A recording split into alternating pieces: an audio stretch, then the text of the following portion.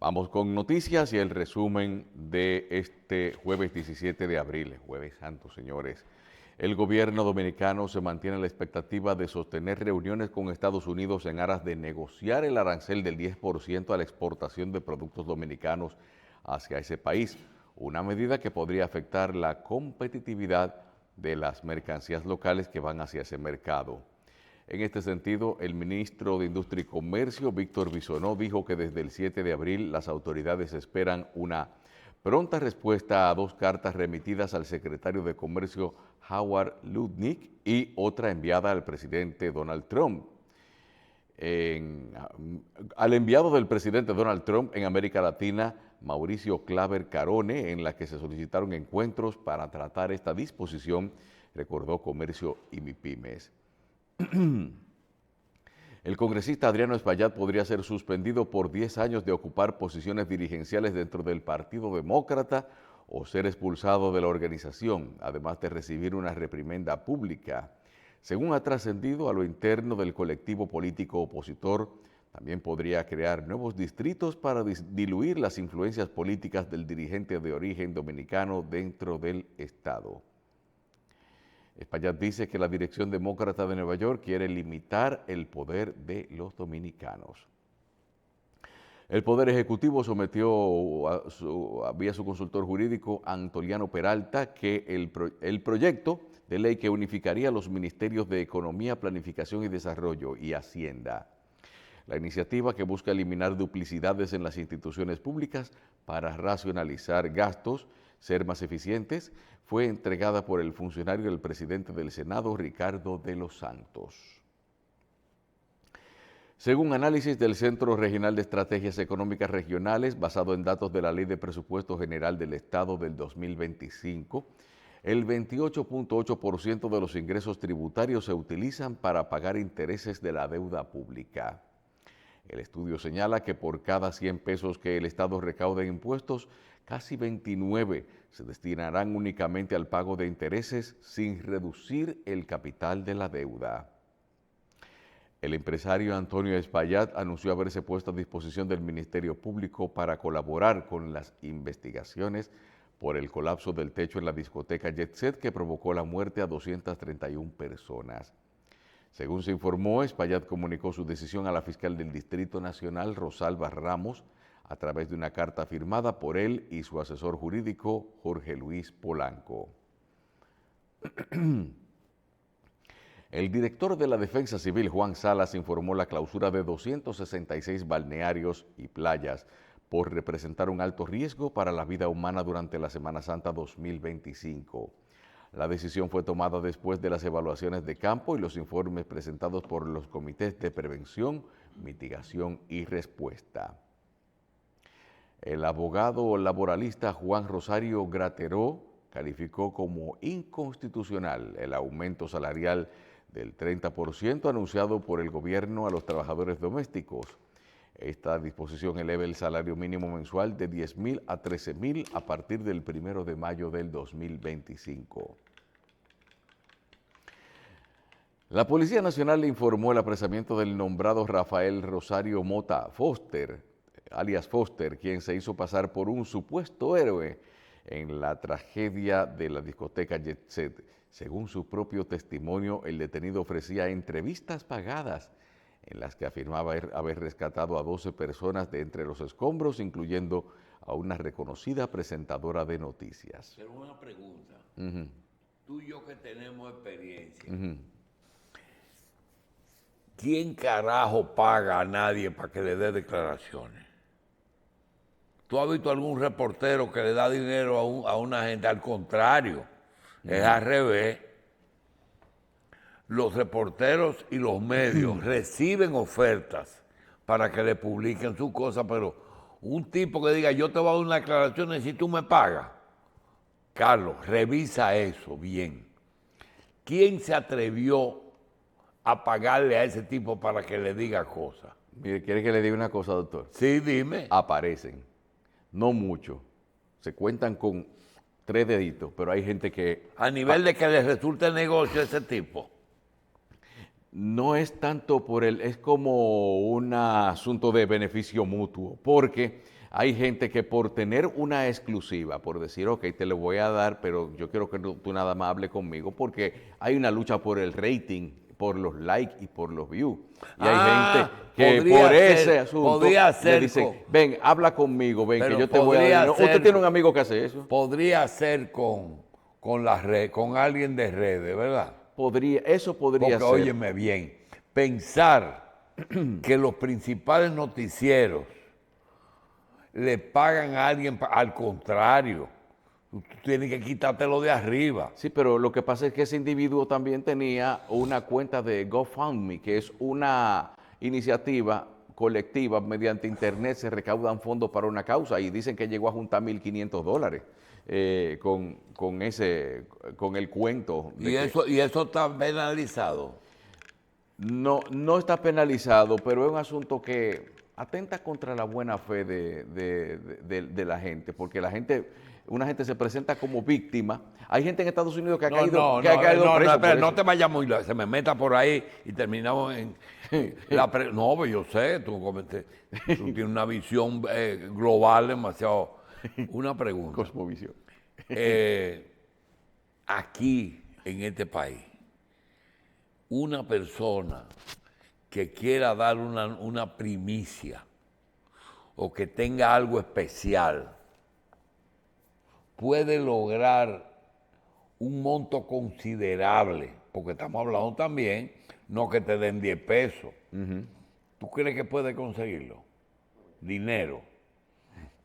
Por dar una noticia, por dar una primicia. No, pero vamos a una cosa. Tu experiencia, tú tienes calidad para hablar de ello. Sí. Tú tienes 20 años, de los cuales tuviste 10 años en la calle con un micrófono y con medios. ¿A ti se te ocurrió alguna vez que alguien era lo suficientemente interesante que si tú hubieras tenido dinero tú le pagas para que te dé declaraciones? Tú. No, a mí no, doctor, pero le voy a presentar casos. Hay un canal que bajo una dirección vio que se le presentaron ciertas cosas, como por ejemplo, individuos que cuando no eran muy populares las redes sociales, inclusive para ese tiempo el WhatsApp no existía, grababan hechos por su casa y conseguían unas informaciones, pero y entonces ellos iban y se la ofertaban a un director de un medio. Ese es el trabajo de los freelancers. Sí. Hay personas que dicen, yo no tengo trabajo, yo soy periodista, o yo soy un aspirante a periodista. Sí. Cogen una cámara y consiguen informaciones exclusivas. Y vienen aquí y me dicen, mira, Julio Jacín, yo tengo un trabajo y tengo una exclusiva de un hombre que ahorcó a su mujer y yo tengo el video. Eso es otra cosa. Eso no es. Yo soy una gente que salvó 12 personas teniendo 200 personas que Abinader le dio el reconocimiento y que hizo más que ese señor y que esa gente tenían autorización para dar las declaraciones y decir, por ejemplo, en mis manos se murió Héctor Dotel. ¿Así que se llama Héctor? Octavio Dotel. Yo vi los últimos momentos del hijo de Eduardo, por ejemplo. Sí. O vi cómo murieron las personas que estaban en la mesa del Popular. Todo eso te lo ofrecían a ti si tú lo querías. Sin embargo, yo no veo a nadie. ¿Tú sabes quién hizo un trabajo para lo rápido que tuvo? Alicia. Sí. Logró sectores diferentes. Pero volviendo al caso, ¿cuál es la ley que prohíbe que se vendan noticias? No la hay, doctor, no la hay. ¿Y entonces por qué a él lo van a someter?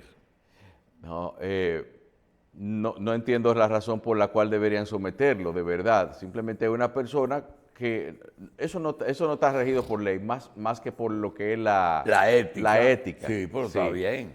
Sí. A nosotros, Balaguer tenía una palabra para esa cosa. Cuando él quería minimizar algo que era grave, Él decía que era una indelicadeza. Una indelicadeza. Sí, pero mire, doctor, ¿usted sabe cómo se acabó el asunto de estar comprando de estar comprando videos de hechos al asunto? Porque se difundió la idea, es decir, se hizo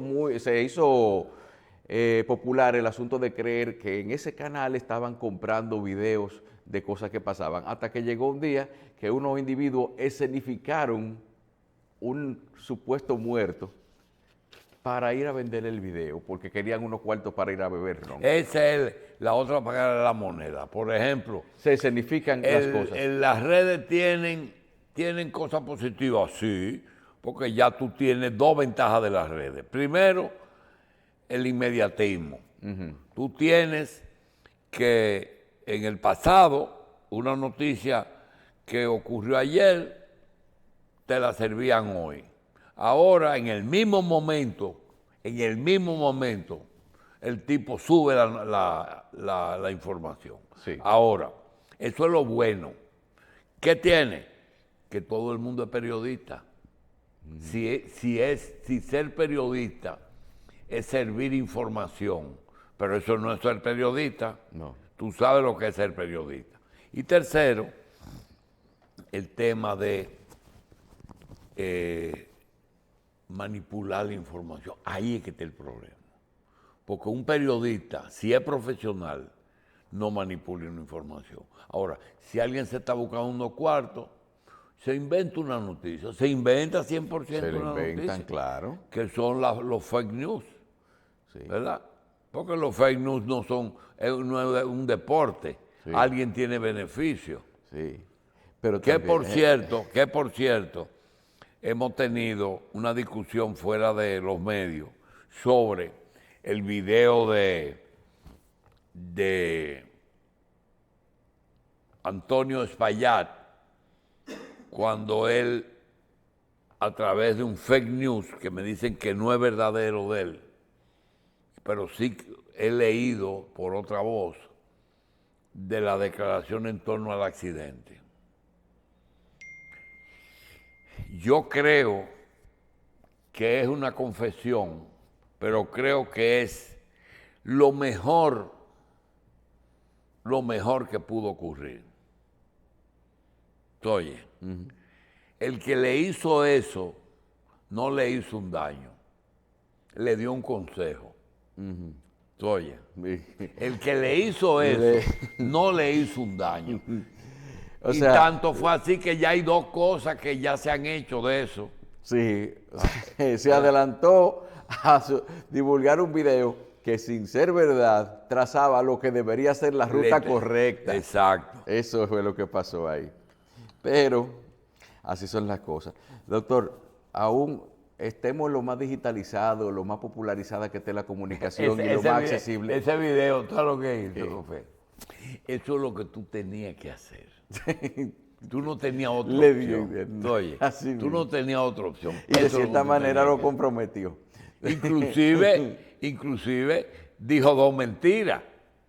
Ajá. Que fue, yo estaba aquí, caí al lado de una columna y me salvé por la columna. Y la otra es que no estaba aquí. Y la otra era la señora que en el parqueo lo abordó. Nadie tiene la confirmación de eso. No, lo armaron bien.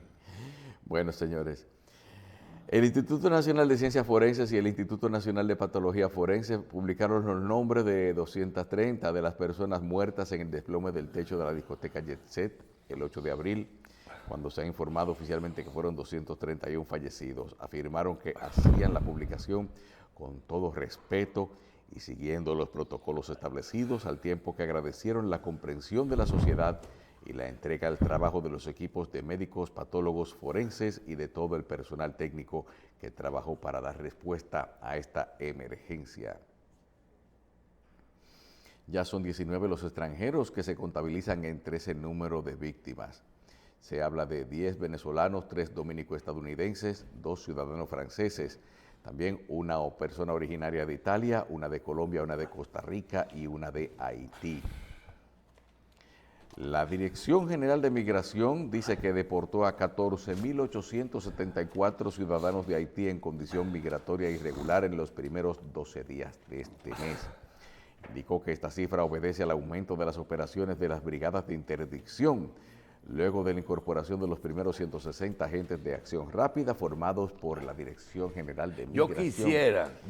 Óyeme, Sí. yo quisiera conocer Dígame. dos personas que aparecen en el proceso Jet Set.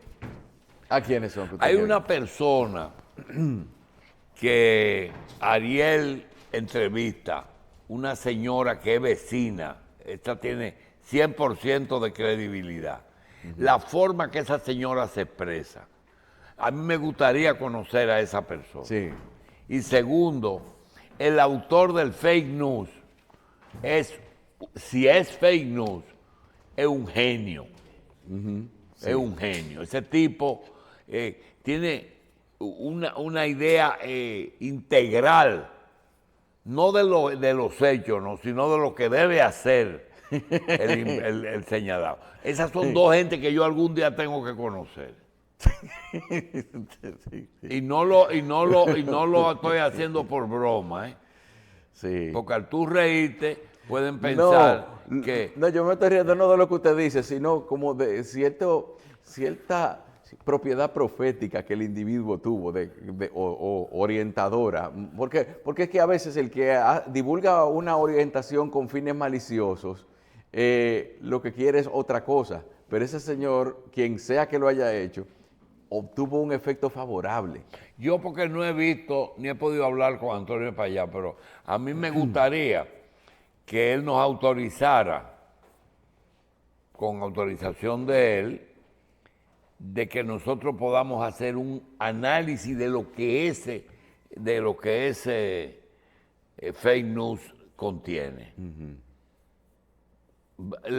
Pero no le podemos hacer porque a lo mejor él entiende que eso le hace daño, ¿verdad? Igual que el tema de esa señora, que ella le narra a Ariel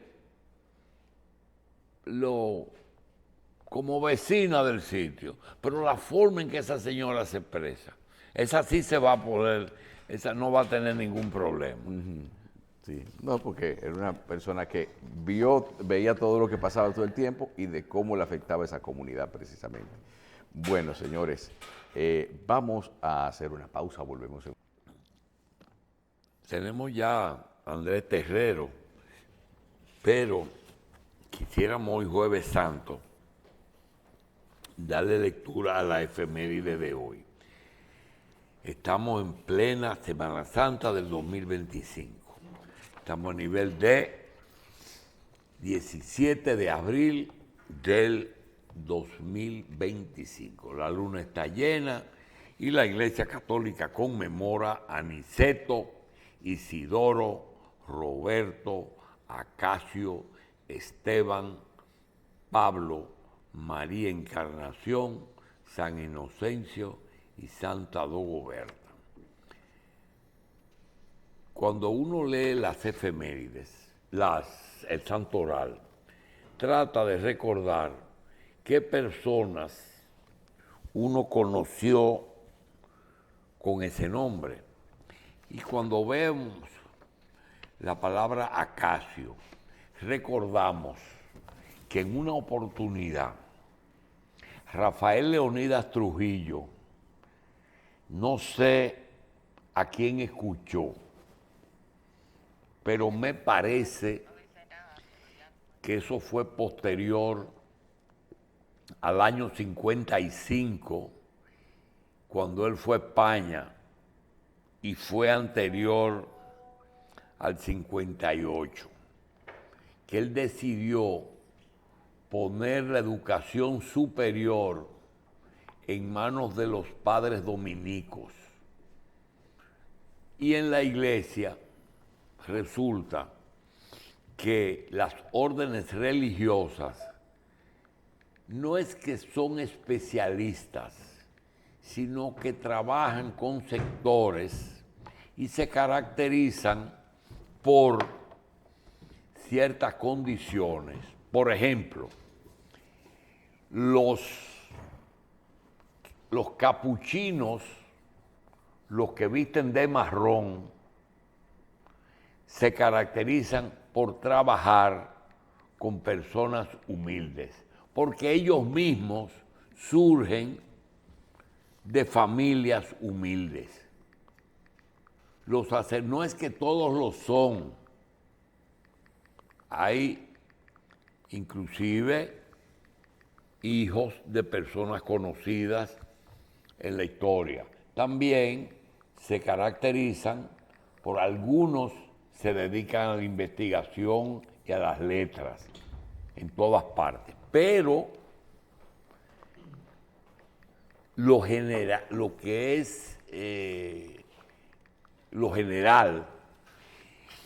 es que, por ejemplo, los jesuitas son los más contestatarios, son los más agresivos, son los que tienen más iniciativa, al punto de que se llegó a decir que ellos tenían una iglesia paralela y como ellos siempre usaban el hábito negro,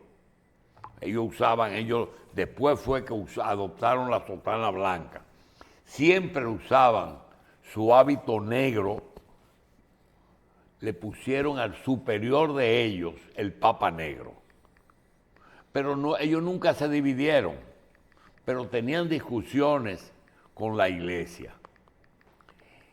Se caracterizaron por eso. Igual que los dominicos se caracterizaron porque eran los mejores en el púlpito, los que mejor se comunicaban con los fieles, los que tenían el lenguaje de comunicación y eran los intelectuales y los maestros. Por eso usted tiene que Montesinos era un sacerdote dominico. Entonces en los años 50, Trujillo, no sabemos por qué razón, porque tampoco ellos eran alabarderos, no hay fotografías ni ningún tipo de indicios de que los dominicos se buscaron eso. Resulta que aquí habían el padre Mancilla, el padre Acacio, el padre Rubio, Vicé fue el último que murió, se caracterizaron por destacar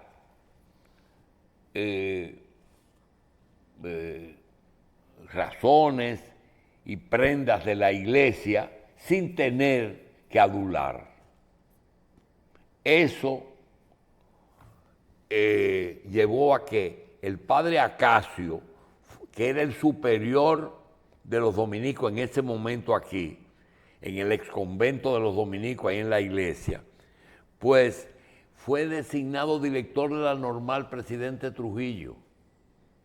Ahí llegaron a estar un tiempo los curas dominicos y llegó un punto que 2 o 3 sacerdotes dominicanos pidieron ingresar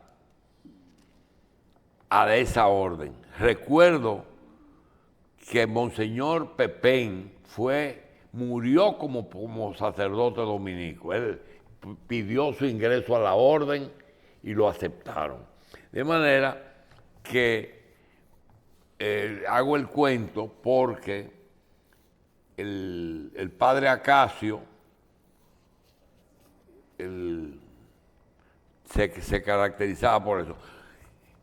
Conocí un poco de ello porque tuvimos un compañero de nuestro que tuvo 2 años en la revista y varios años con José Israel y varios años con Milady Cabral, que fue don Emilio Lapallés.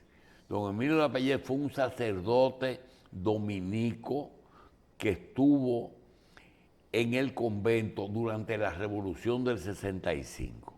Se quedó no salió del convento, se quedó ahí, ayudaba a repartir las escasas ayudas que llegaban ahí a las personas que quedaron viviendo en Ciudad Nueva, y prácticamente con un hermano, porque ellos tienen un orden de sacerdotes y hermanos, se quedó un tiempo ahí. Luego de terminada la revolución, estuvo creo que en Santiago, y decidió pedir licencia, dejó la orden, se casó con una señora y tuvo dos hijas lindas que hoy son mujeres dominicanas que trabajan aquí y que él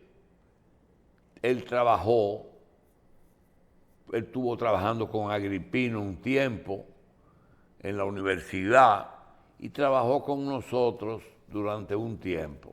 Él fue dominico y él nos ayudó mucho a entender la filosofía de esa orden, que era superior el padre Acacio. Hoy, el Día Mundial de la Hemofilia, es una enfermedad de la sangre. Hoy es día de la internacional de la lucha campesina. Supongo que esa lucha tiene que ver por la tierra es de quien la trabaja, creo, porque es que cada día de estos siempre tiene una razón. Hoy es Jueves Santo de la Semana Santa del 2025. Un día como hoy nació uno de nuestros más connotados periodistas. Ya él tiene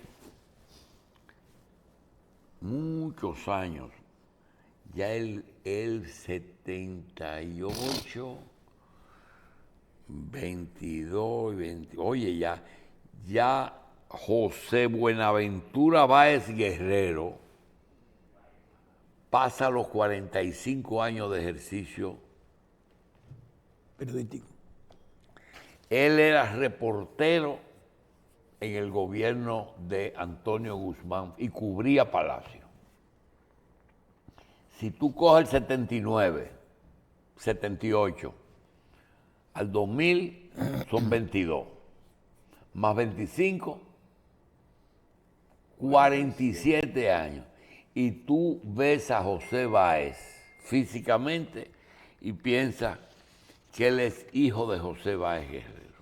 Sí, no. Se ha mantenido en forma. Se ha mantenido en forma. Mi querido amigo. Una columna diaria también. Perdón, Una columna diaria. No activo. Y con una claridad y vale. Es de los periodistas más dice lo que piensa. No piensa primero de que si es amigo, si no es amigo. No, dice lo que piensa. También Mata Vargas está de cumpleaños. Octavio Mata Vargas, periodistas. Roberto Frankenberg Leonor, empresario. Frankenberg, J. Frankenberg. Frankenberg tuvo fue un judío, estaba en la avenida Mella, cerca de, todavía está el local, al lado de Miguelito Yeara, frente a Vitienes. Es el padre o fue el padre de la doctora Frankenberg, una de nuestras mejores ginecobstetras, y de el señor Roberto, que también es hijo de J. Frankenberg. María Mercedes Fonder, José Agustín Amaro, Damaso Piña, Roberto Vargas Cordero, Rubén Darío Pineida. María Taveras es la madre de Gracie de la Cruz. María Taveras es la madre de Gracie de la Cruz. Y tenemos los propietarios de farmacia, Yudelka del Rosario Esteves y Estebanía Paulino. Josefina Flores Mota. Josefina es sobrina de la doctora Emma Mota Enríquez, médico de la promoción del 64. También está de cumpleaños. Además de Josefina Flores Mota, que es sobrina de Emma, está de cumpleaños el doctor Johnny Simón. Johnny Simón fue el esposo y el padre de los hijos de Emma Mota, médicos los dos. Mi amigo Johnny, cardiólogo, y la doctora Damaris Pérez, abogada. Bueno, esas son los cumpleaños de hoy. También recordamos que un día como hoy fue excomulgado de la Iglesia Católica Martín Lutero. Vamos pues a hacer una pausa y regresamos. Hoy es Jueves Santo y ya está con nosotros Carlos Terrero y Michelle. En el día de ayer, el DIDA o la DIDA, que es la Dirección General de Información y Defensa de los Afiliados, Así es. en un comunicado, en una página completa, publica algo que se debe de dar a conocer. Se dio a conocer, Michelle ayer lo leyó, y hoy se debe de recordar, que es los diferentes derechos. Uno, el derecho a servicios de salud. Dos, derecho a una pensión digna. Y tercero, derecho a riesgo laboral. En el curso de hoy se va a dar lectura a todas esas cosas.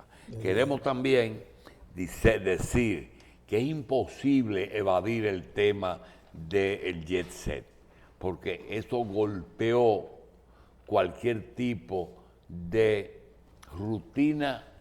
Nosotros tenemos una rutina de comentarios, pero cuando ocurre una cosa así,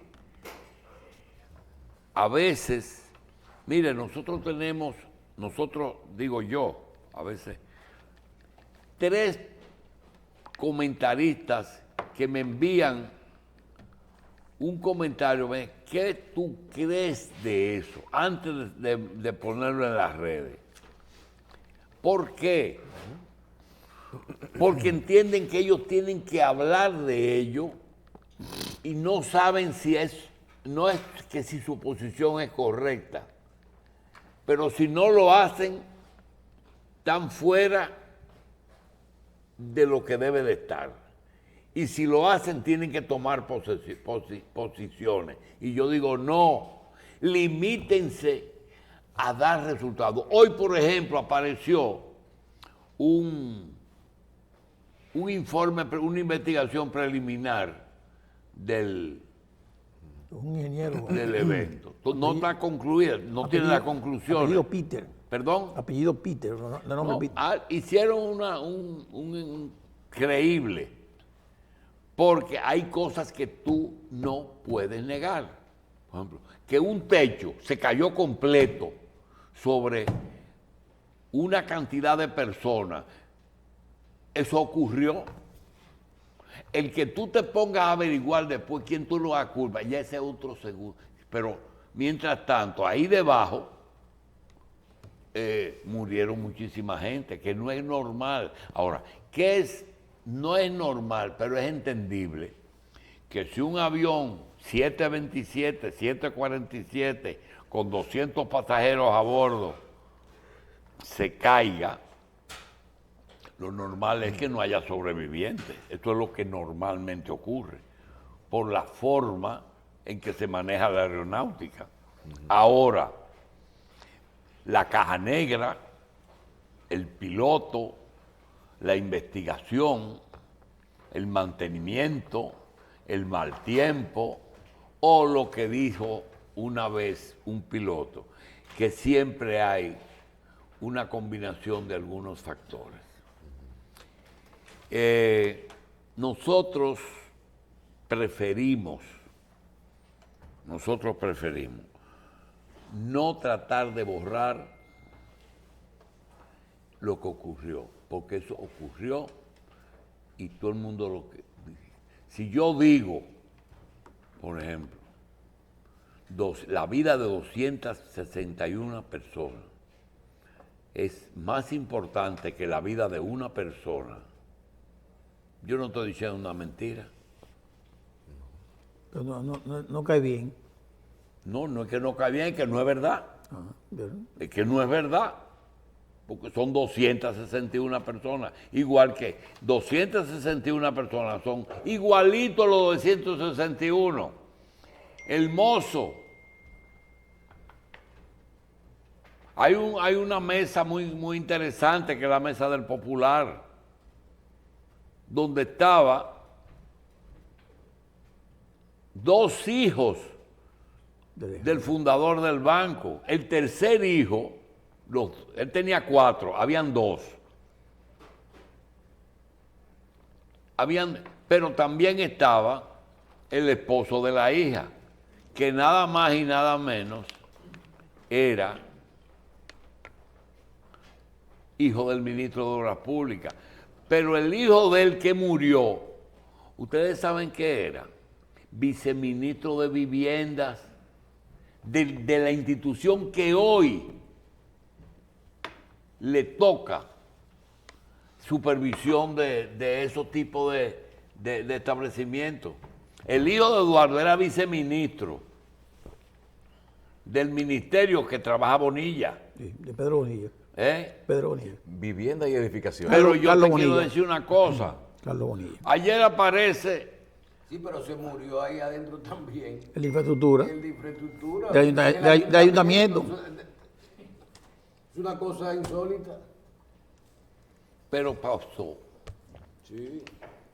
Pasó. Y mira, yo no tengo esto confirmado, porque no estoy claro, pero tú mencionabas los hijos de agentes populares. De Alejandro.